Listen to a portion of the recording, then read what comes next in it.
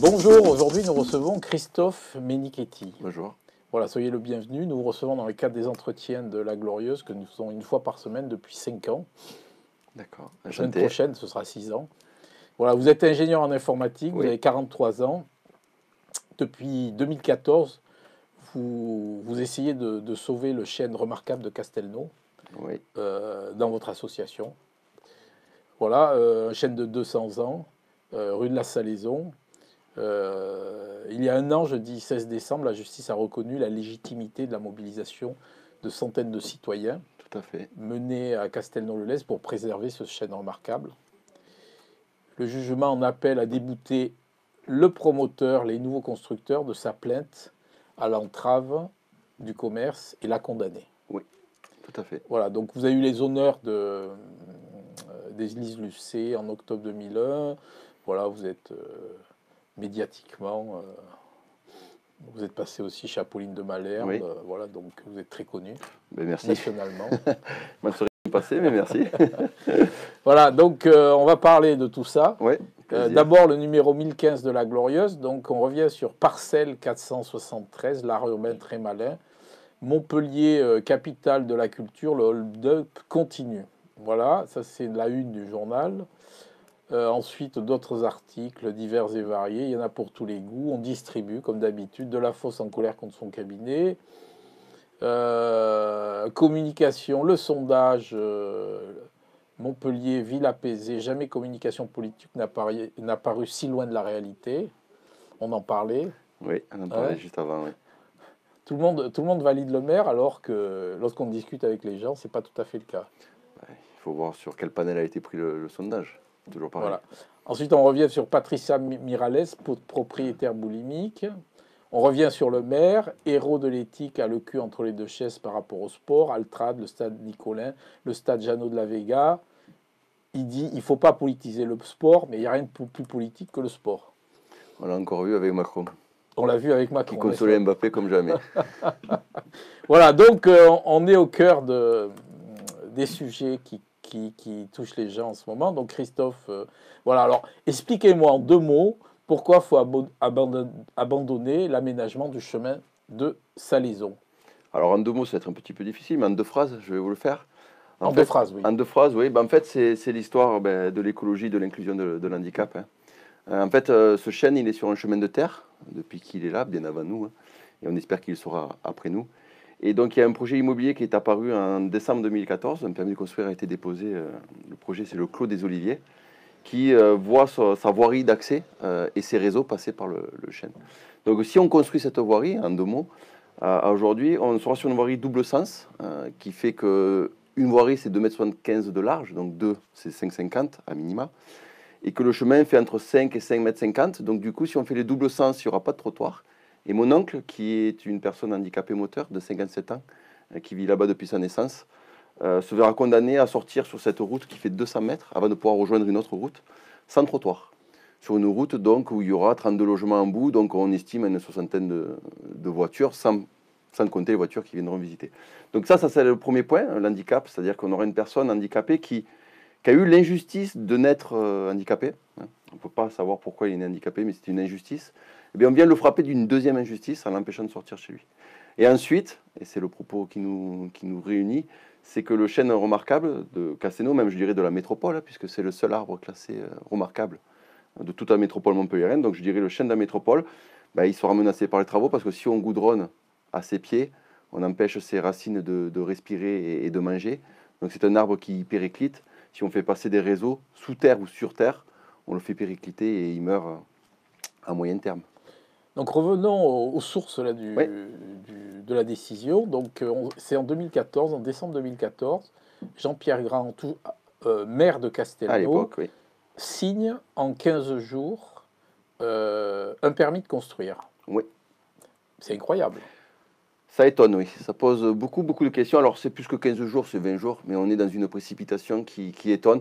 C'est tout le nœud du problème, et c'est tout le problème, en fait. Parce en moyenne, c'est combien la signature des permis de construire? Alors, en moyenne, ça va entre 3 et 6 mois, et cette moyenne-là, elle est assez explicable. C'est qu'en fait, c'est le code de l'urbanisme, je me permets de lire, qui est l'article, il faut que je le retrouve, R423, du Code de l'urbanisme qui recommande pour une construction d'immeubles, et c'est le cas ici, entre 3 et 6 mois d'instruction. Et c'est la moyenne partout en France qui ont suit les recommandations du Code de l'urbanisme. Il faut bien comprendre qu'un immeuble ne se construit pas comme une maison particulière. Donc cette précipitation, elle pose beaucoup de questions parce qu'en fait, ce permis de construire, pour être très précis, il a été déposé le 28 novembre 2014. Il a été signé le 20 décembre 2014 par M. Grand, alors maire de Castelnau. Et ce qui est très très étonnant, je me permettrai de parler de faits parce qu'il faut bien souligner le nœud du problème, c'est que le 20 décembre, ce permis est accordé dans une précipitation qui est non classique, non commune, et que le 23 décembre, ce même maire, lors d'un conseil municipal, votait une loi qui obligeait tout projet immobilier de plus de 1000 m² d'avoir des logements sociaux.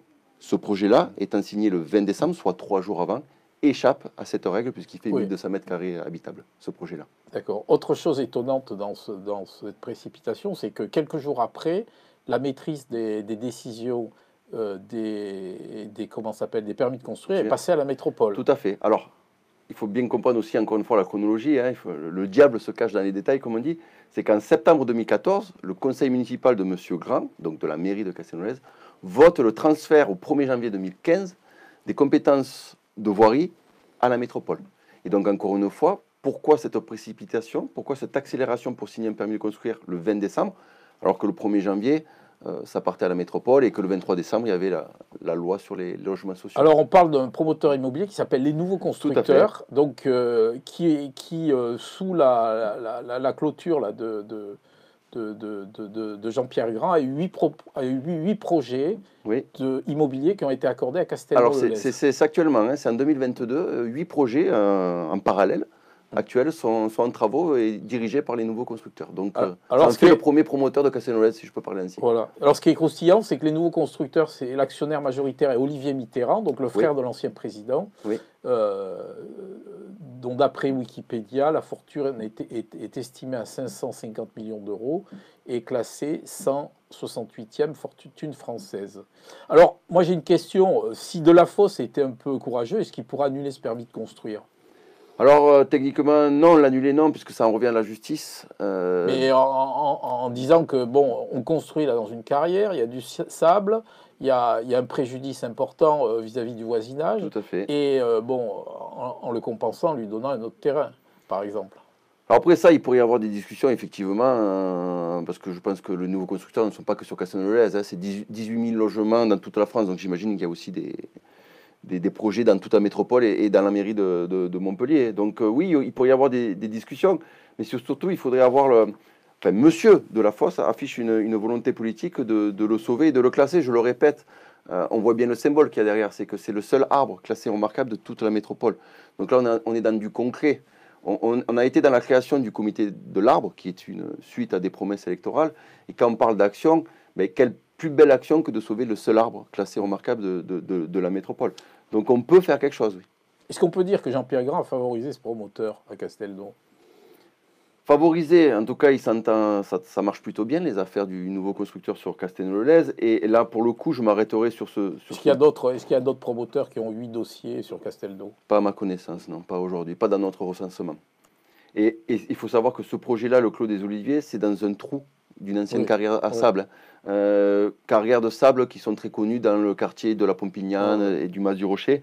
Et il faut bien comprendre que ce projet-là a été instruit encore une fois de manière très précipitée, alors que tout a mené à dépasser même, je dirais, les 3 ou les 6 mois d'instruction, puisqu'on est dans une carrière, dans un trou avec des dangerosités de falaise, très bien expliquées par des rapports de la même mairie de Castelnau en 1998.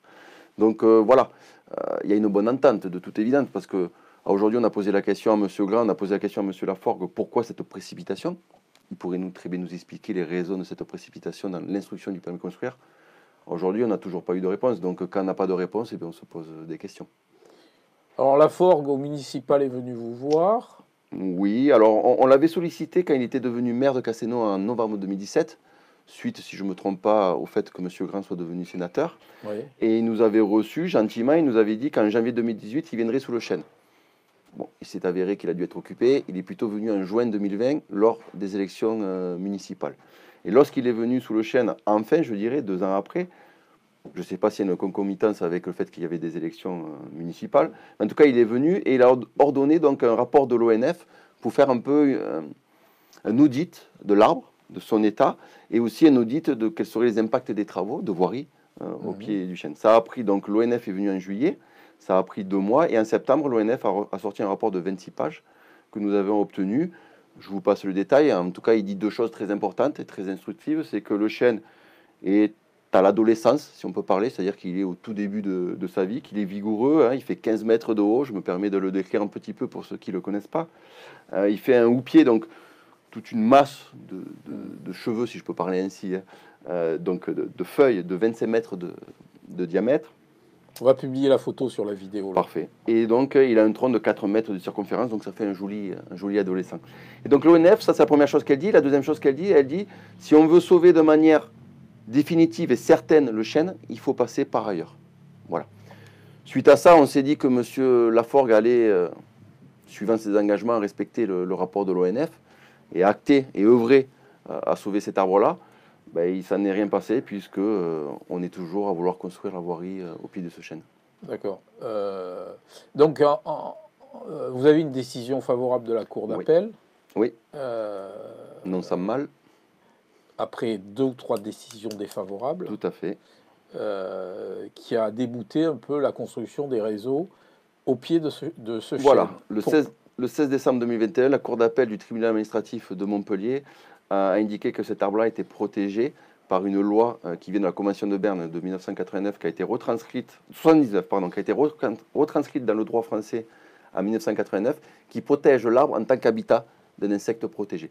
Et donc, elle a dit que l'écologie n'était pas en dessous du droit économique et de la rentabilité, et donc a dit, j'interdis tout engin de chantier, quel que soit son type, quelle que soit sa nature, quelle que soit sa taille, de passer sous le chêne. Alors, on a vu circuler là sur les réseaux sociaux une lettre de Jouot, là, qui est un élu écologiste, écologiste, je ne sais pas. Dans le courrier publié, il dit que c'est compliqué de sauver un arbre remarquable. Ça vous a interpellé ? Déjà, je partage tristement ce constat-là, puisqu'il faut faire des pieds et des mains pour le sauver, et il n'est pas sauvé. C'est quand même étonnant que les écologistes disent ça. C'est étonnant, oui, parce que M. Jouot est aussi le président du comité arbre. Alors, il faut rendre ce qu'appartient à César, c'est-à-dire que le comité arbre, c'est un comité qui a été une instance de la mairie de Montpellier. Et l'arbre, il y a Laforgue et Jouot dans le comité. C'est ça, c'est là où je voulais en venir, c'est que M. Laforgue fait partie des 5 directeurs, je dirais, ou membres directeurs de ce comité arbre. Donc on voit bien que tout cela étonne encore une fois, hein, on se pose tellement de questions du fait que pourquoi ça serait si difficile que ça de sauver un arbre. Est-ce qu'on ne veut pas plutôt sauver M. Laforgue d'un permis de construire qui était une hérésie? Voilà. Est-ce qu'on ne veut pas sauver le soldat Et alors pourquoi vous sentez aujourd'hui que la métropole s'entête ou qu'elle est prête à négocier sur le permis de construire? Alors, encore une fois, je serai toujours dans la transparence, la métropole est le seul acteur dans ce jeu, entre la mairie de Casséno, le nouveau constructeur et la métropole en charge de la voirie, c'est le seul acteur qui nous a apporté de l'écoute. La mairie de Castelnau, aucune écoute? Aucune écoute, non, aucune écoute. C'était circulé, il n'y a rien à voir. Le permis de construire a été validé par la justice, ce qui est partiellement, enfin, ce qui est vrai, j'insiste, mais par contre, il y avait quand même un rapport de la même justice qui disait qu'il fallait annuler le permis de construire. Donc, monsieur le maire de Casséno a toujours dit circuler, il n'y a rien à voir sur les 2 points, puisqu'on parle du chêne, mais aussi de l'handicap, hein, j'insiste. Parce qu'il y a une injustice totale sur mon oncle qui est handicapé depuis sa naissance. Elle nous a dit sur les 2 points, pour le chêne, on va lui couper un peu les cheveux derrière les oreilles, on lui goudronnera, on fera attention, il n'y a pas de souci, on sait faire. On le voit très bien que partout dans les travaux que les arbres, 10 ans après, ils ne savent pas faire. Donc circuler, il n'y a rien à voir sur le chêne. Et sur l'handicap, écoutez, votre oncle sera prioritaire, on mettra un panneau ralentir, tout ira bien. Donc voilà, circuler, il n'y a rien à voir. La métropole nous écoute. La métropole a voulu creuser cette piste de la 3e voie, hein, puisqu'en fait, on n'est pas dans l'opposition, on est là pour apporter une solution globale à tout le monde, et une solution qui s'appelle la 3e voie. Et c'est la métropole qui l'a creusée.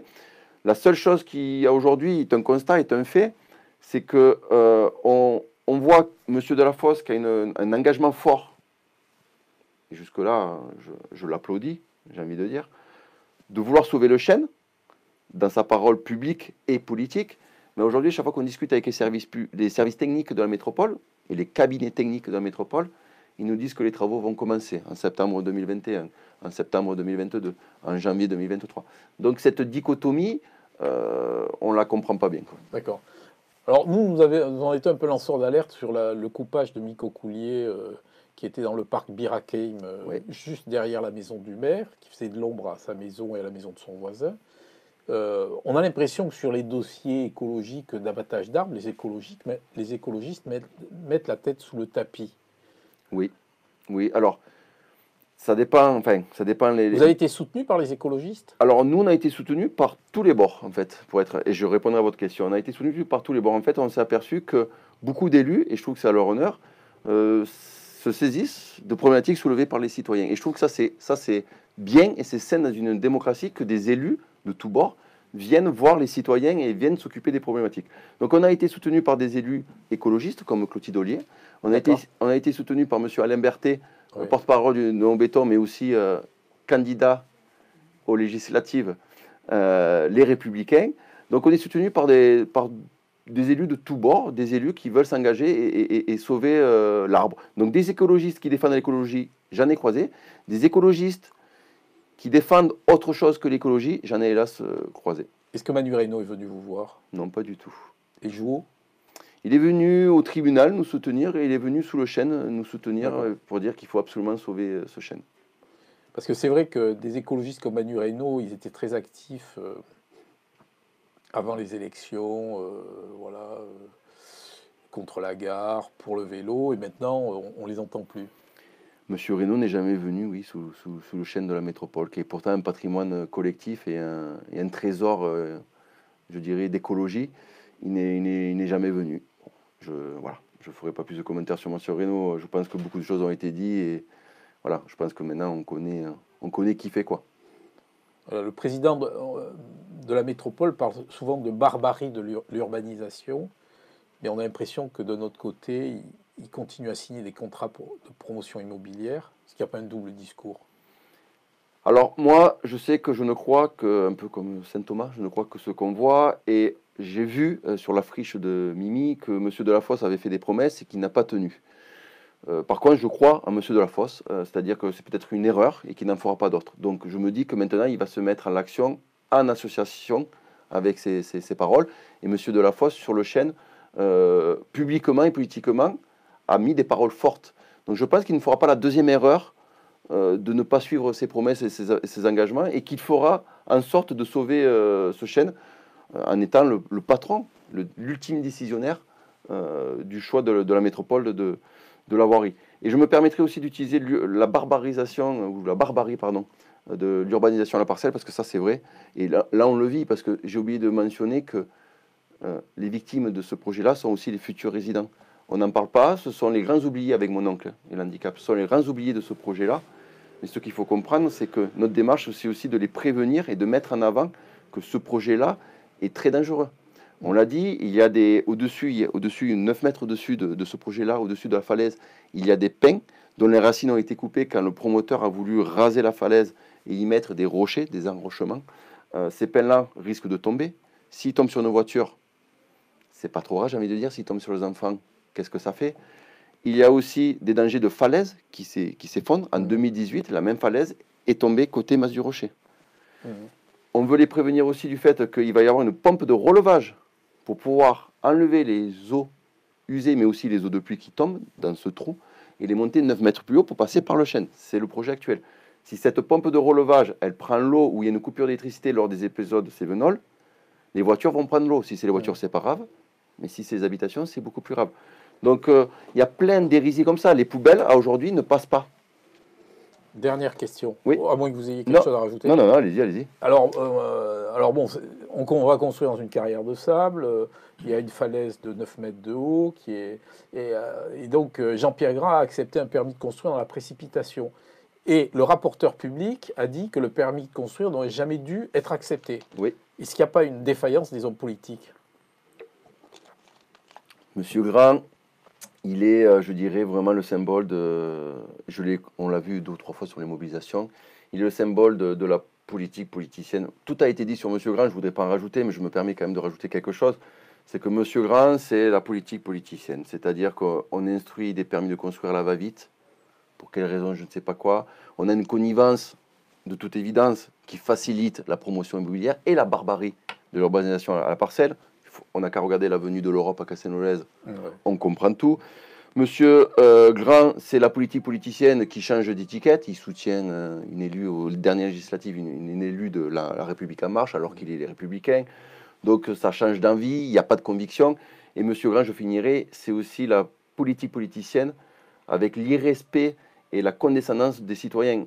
En décembre 2020, nous sommes 150 sous le chêne, dont une trentaine de personnes associatives des handicapés et 10 handicapés sous le chêne, dont mon oncle.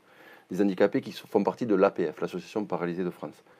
2 jours après, le lendemain de cette mobilisation-là, on a un encart dans Midi Libre en parlant du chêne et de l'handicap, avec les personnes handicapées en premier plan sur la photo du Midi Libre. 2 jours après cet article-là, soit le 8 décembre 2020, Monsieur Grand, dans le Midi Libre, dit « Je n'ai jamais vu autant de glands sous le chêne ». Donc on voit toute la condescendance et je dirais tout l'irrespect qu'a M. Grand pour les gens et ses citoyens. Voilà.